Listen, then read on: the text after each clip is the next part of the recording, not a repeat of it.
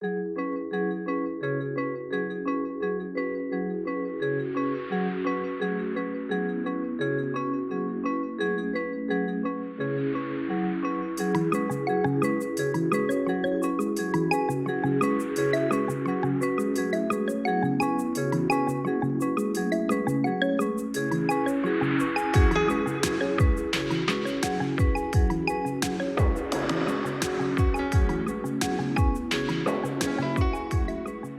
evaluators of UI projects have employed a number of data collection methods.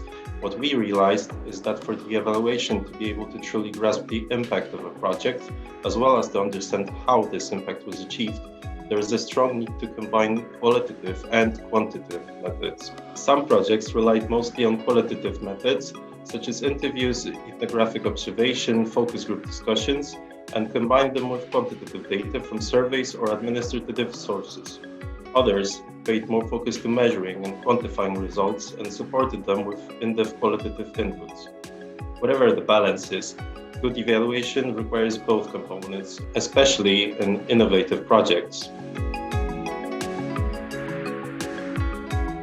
In some kind of projects, we only focus on qualitative results, but we do not have the power of big numbers. If we go to the other extreme and we have only the quantitative data, it is very difficult to explain why something happened the way it did. What is the reason why these changes have taken place in people? And you need to search for the explanation by asking the people.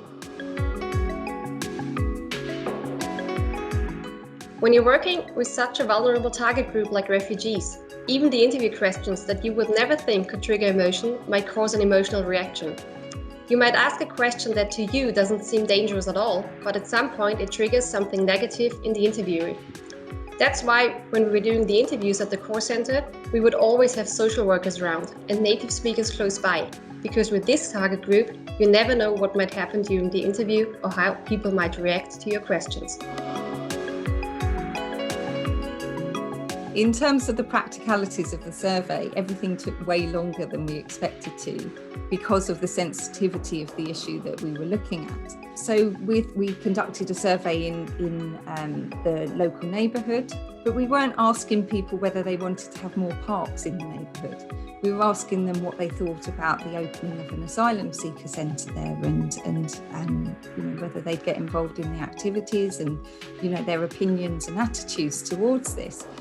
This had been in the neighbourhood, this had been an inflammatory issue, so we had to be really careful that our survey wasn't sort of reigniting some of those tensions. So it meant a real lot of care about the ways that we did that.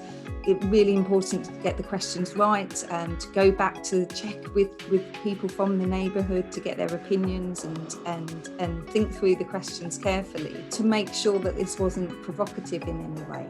And another issue was also about protecting the survey from abuse.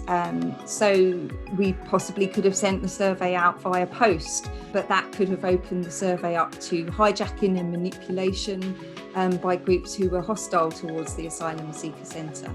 So instead we adopted a face-to-face survey approach where we had to train researchers to go around knocking on doors.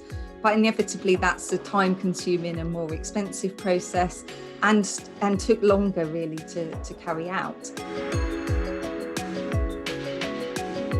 In case of the pre-primary education children, evaluation is a challenge given their lack of reading and writing skills or interaction with an interviewer that is a person they never met before. So we adopted a more playful format. An interviewer had two puppets and was making a claim about the environment using them. The two puppets either agreed or not with what was said, and the child had to say whether he or she agrees with one of the two. We did a lot of pre-testing, checking whether the color of puppets influences the answer of children. We had to make sure that the simplified format of questions did not change the scientific content, and the wording was gender neutral, of course.